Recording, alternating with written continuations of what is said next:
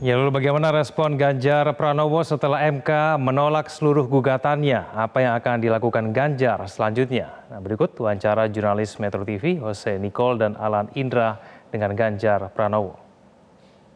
Pemirsa, Mahkamah Konstitusi telah membacakan putusan sengketa Pilpres 2024 dengan menolak permohonan yang disampaikan baik dari kubu 01 maupun 03. Dan untuk mendalaminya lebih lanjut, pemirsa, kami berkesempatan untuk berbincang langsung dengan Capres nomor urut 3, Ganjar Pranowo.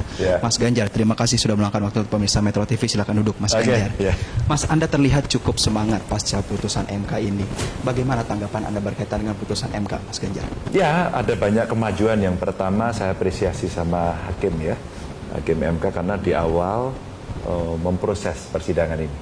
Karena bisa jadi orang mengatakan, wah ini berkaitan dengan angka maka saya tolak. Ternyata hakim MK memproses itu. Yang kedua, pada saat membaca tadi bergiliran saya bilang, wah ini kalau bahasanya seperti ini rasa-rasanya pasti ditolak semua ini gitu ya. Tapi surprise buat saya ada 3 dissenting. Setelah dari 3 dissenting itu baru kemudian kita tahu ada rasa dari hakim yang berbeda dengan yang lain, dan sebagian yang berbeda itu sama dengan rasa yang ada di masyarakat. Maka saya mengapresiasi, meskipun tentu saja saya dan Pak Mahfud sudah siap, apapun putusannya harus kita terima. Mas Ganjar, meski menghormati putusan Mahkamah Konstitusi, tapi bagaimana dengan idealisme pribadi Anda? Mengingat bahwa ada 3 hakim Mahkamah Konstitusi menyampaikan dissenting opinion berkaitan dengan dalil-dalil disampaikan oleh paslon 03, Mas Ganjar. Ya, karena yang punya kewenangan hakim kita mesti menghormati. Maka kalau kemudian saya harus menyampaikan, pasti ada subjektivitas saya. Rasa-rasanya tadi kan umpama bansos yang dibagikan tidak masalah. Tapi ada rekomendasi agar menjelang pilkada besok bansos nggak boleh. Ini kan bertentangan apa yang disampaikan oleh mereka.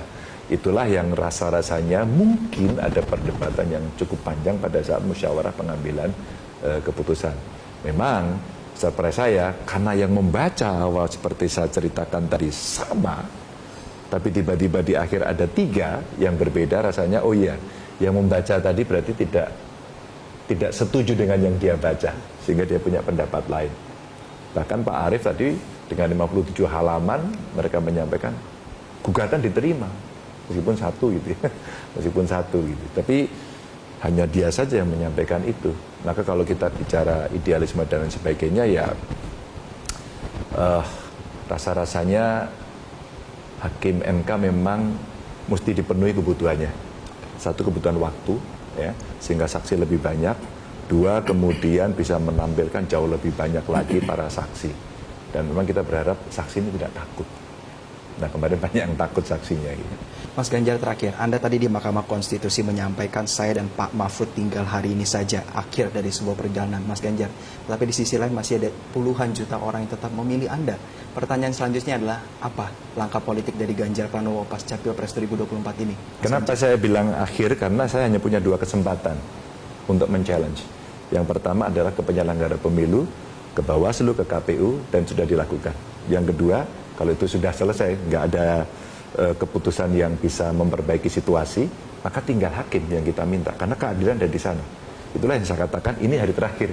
Karena saya nggak punya lembaga banding ya, untuk kita kasasi kan nggak ada. Karena ini final and binding, sekali saja diputuskan.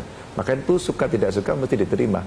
Nah, bagaimana terhadap para pendukung? Saya hari ini mendapatkan WA dari seluruh dunia. Mas Ganjar semangat, kita masih dalam satu barisan. Kita mesti menegakkan demokrasi, agenda reformasi terus berjalan. Mas Ganjar tetap bersama kami.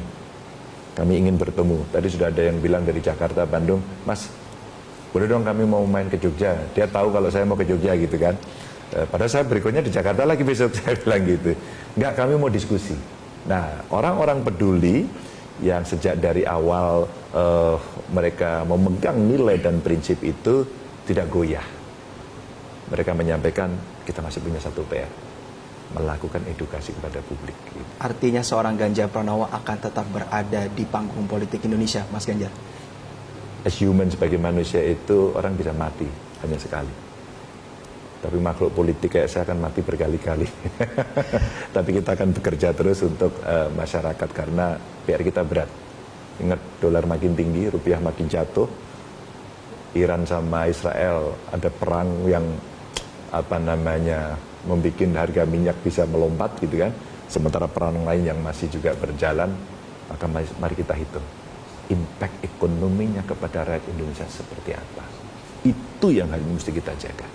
Capres nomor 3 Ganjar Pranowo, Mas Ganjar, terima kasih Sama-sama, sudah Mas. meluangkan waktu untuk pemirsa Metro TV. Dan itu tadi pemirsa wawancara kami dengan Capres nomor 3 Ganjar Pranowo dari Jakarta, Jose Nicole, Alan Indra, Metro TV.